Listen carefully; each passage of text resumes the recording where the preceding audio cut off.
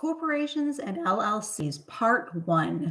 Note that the examiners tend to test all topics, so this is a wider scope of testable material. So our basic rule is that a corporation or LLC is a legal entity with perpetual existence, separate and distinct from the shareholders. What is a corporation or LLC? They are that's right, legal entity. And what are they? Separate and distinct from who? Their shareholders. And how long do they live? Perpetually, unless, of course, they are for term or for a purpose. So a corporation is, repeat the rule, that's right, a legal entity, separate and distinct from the shareholders. It has a perpetual existence unless it is for term. So the corporation is the entity, and the shareholders do what? Own the corporation. Do they have joint and several liability? No, shareholders are liable only to the extent of the funds they invested. Shareholders are liable only to the extent of their capital investment, unless, of course, they are directors and the corporate veil is pierced, but that's for another time. Who are the incorporators? Remember, these are the people, the shareholders who incorporated the corporation. And they may have some liability, as we will see. Okay, formation of a corporation. This is a de jure corporation. De jure meaning at law. So formation of a legal corporation requires 1, articles of incorporation filed with the Secretary of State. This is the corporation's charter. And the number one thing it must include is, of course, the corporate name, with the words Corp or Inc. to signify that you are doing what? That's right, dealing with a limited liability entity. So those articles of incorporation have to include the name with Inc. or Corp. Why? That's right, because you are dealing with a limited liability entity. We're putting third parties on notice. Second, it must include the amount and type of stock, the number of authorized shares of stock. So we have 1, the name, which has to have Inc. or Corp. Number 2, the number of authorized shares of stock. This includes classes of shares, such as common stock or preferred stock, or series, such as A and B. Okay, so the articles of incorporation must be what? That's right, filed with who? That's right, the Secretary of State. And the corporate name must contain some designation, Corp, Inc., so that you are putting third parties on notice that they are dealing with a limited liability entity. Next, they must include the number of authorized shares, not issued, but authorized shares, including the classes of shares. Okay, other things, the corporation's agent and address for service of process, and the names and the addresses of incorporators. But those are the really basic things. You file your articles of incorporation with who? That's right, the Secretary of State. Name has to contain the word Inc., and the number of authorized shares must be in those articles of incorporation, including the series and including the classes, common, preferred. And of course, the name of the corporation's agent for service of process, and the names and the addresses of the incorporators. Additionally, the articles of incorporation can contain any other optional lawful provisions. Why would we want to put all of these provisions in the articles of incorporation?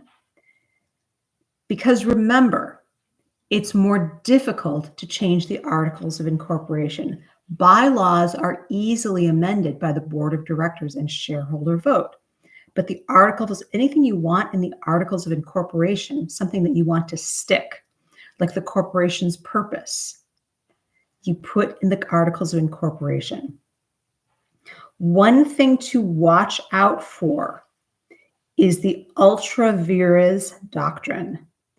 Ultra vires means beyond the scope. So we just said it was difficult to change the articles of incorporation. And one thing you might want to be more difficult to change is the corporation's purpose.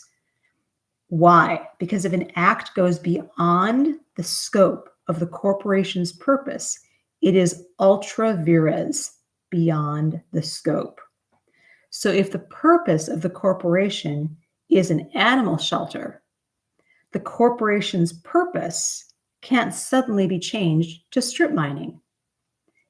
If in the articles of incorporation we specify that the purpose of this corporation, Animals Inc., is an animal shelter, you cannot change the corporation's purpose. That would be ultra vires. Okay, so who gets to challenge for ultra vires? Remember, ultra vires means beyond the scope. Of course, the shareholders can challenge the corporation for going beyond the scope, ultra vires. The corporation itself, although it's unlikely because the corporation is not going to sue itself, or the attorney general of the state. So let's repeat the ultra vires doctrine. Ultra vires means what? That's right, beyond the scope. If an act is ultra vires, it is going beyond the scope of what? The purpose of the corporation, as shown by, that's right, the articles of incorporation. So, who can challenge a corporate action as being ultra vires or beyond the scope? The shareholders, the attorney general of the state, and of course, the corporation itself. Can they sue for money damages?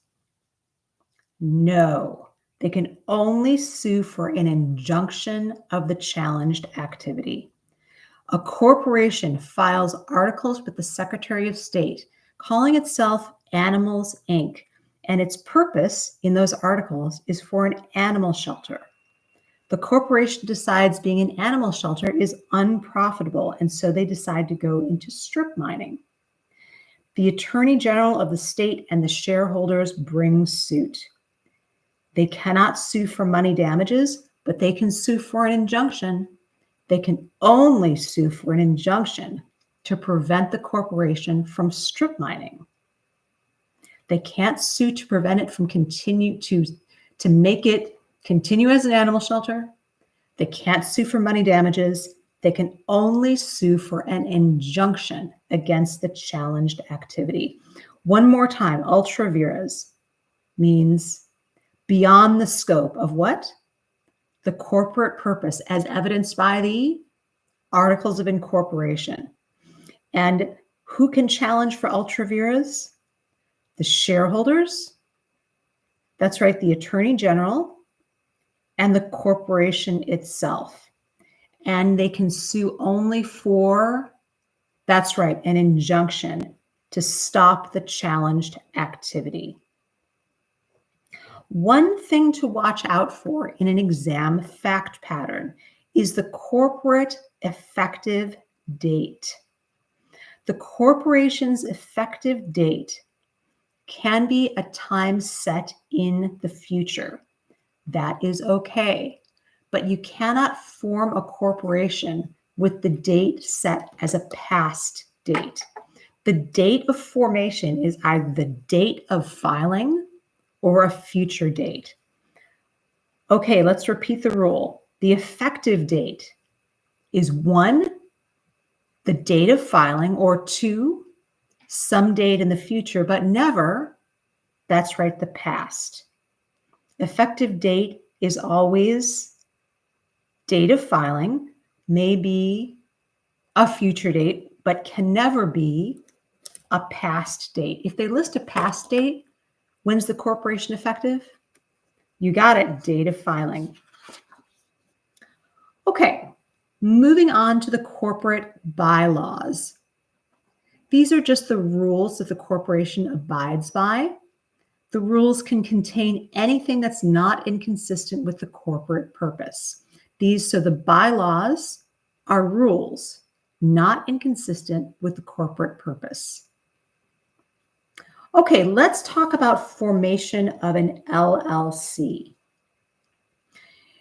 Okay, of course, an LLC is great. Limited liability company, no double taxation with limited liability. It's a pass-through entity in that taxes pass through to the members. An LLC has members, and it can be either manager managed or member managed. An LLC does not have a promoter or an incorporator. It instead has an organizer. So we said the corporation files its articles of incorporation with the state.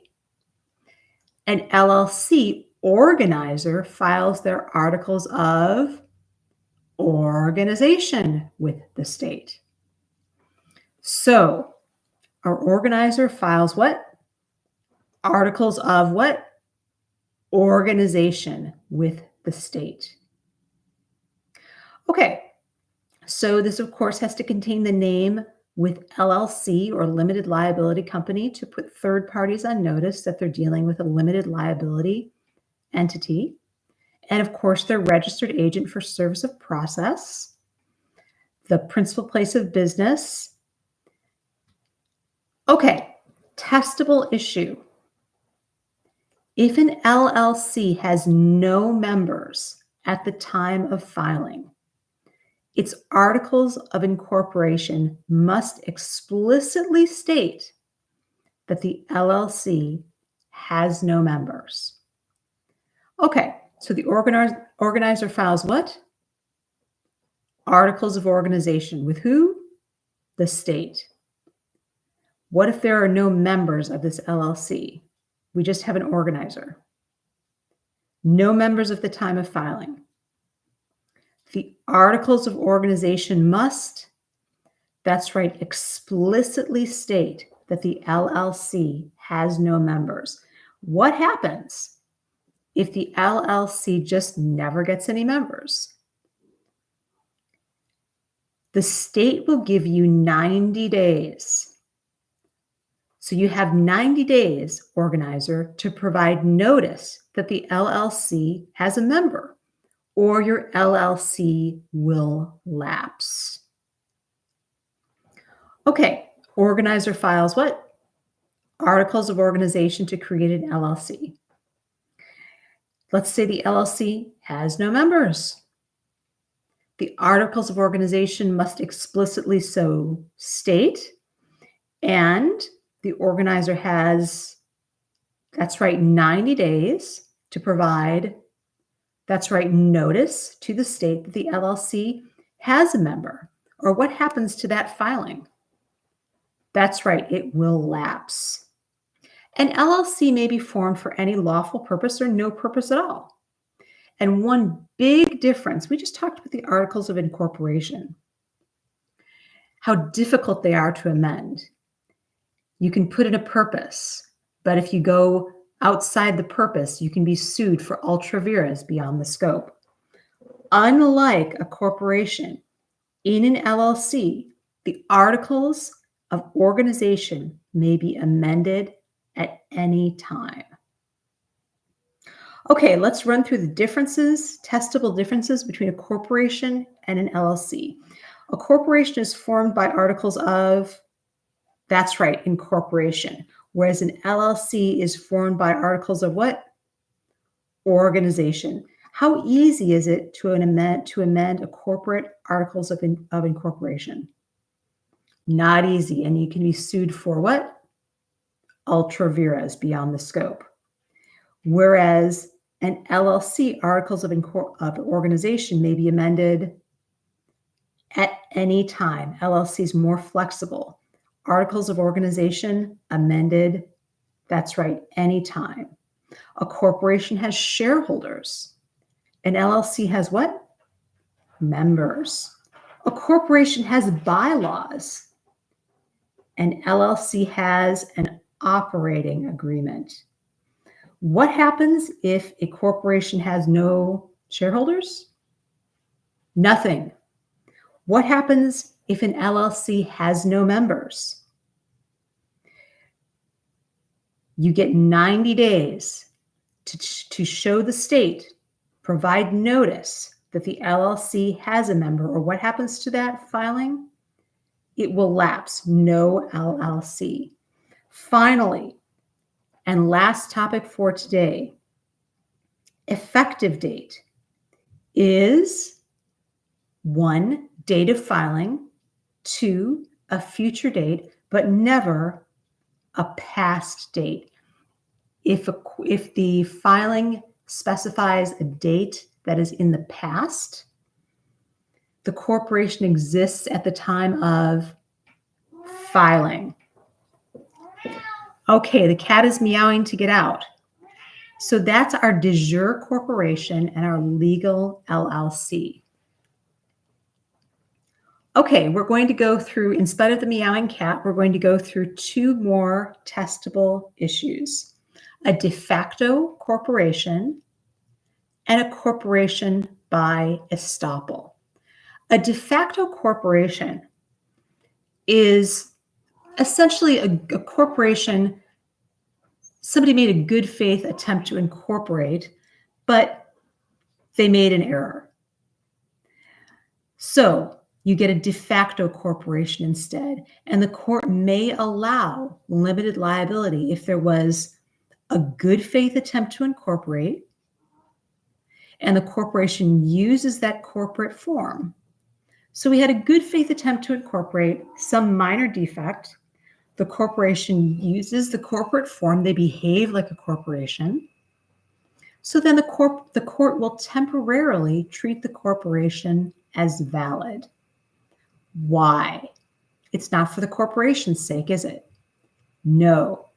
It's to avoid unfairness to people who thought they were dealing with a valid corporation. So a de facto corporation, 1, good faith attempt to incorporate, and 2, uses the corporate form, acts like a corporation. And for a de facto corporation, why are we protecting this limited liability? That's right, for the benefit of third parties, to people who thought they were dealing with a valid corporation. The critical issue is the corporation's good faith and that there were simply minor defects in the formation. Okay, the modern trend under the Model Business Corporation Act is not to have a de facto corporation. I almost said defective corporation, and that's true. Okay, so let's go through that one more time. This is easy. 1, corporation made a, that's right, good faith attempt to incorporate. 2, they use the corporate form, or they, in other words, they behave like a corporation. And the court's going to temporarily treat that corporation as valid to avoid unfairness to, that's right, third parties who thought they were dealing with what? A de jure corporation, a valid corporation. And what's our critical issue? The corporation's good faith and that they just had minor defects in formation. Finally, a corporation by estoppel, another 2-star topic. A corporation can be created by estoppel. Okay, let's talk about defendants first. Defendants who acted as a corporation are going to be estopped from denying their liability if the plaintiff reasonably relied on their corporate or LLC status. So remember, de facto LLCs also exist. So we have our de facto LLCs, good faith, using corporate form, temporarily treating the corporation as valid to avoid unfairness to people who thought they were dealing with a valid LLC. Okay, corporation or LLC by estoppel. Defendants who acted like a corporation or an LLC will be what?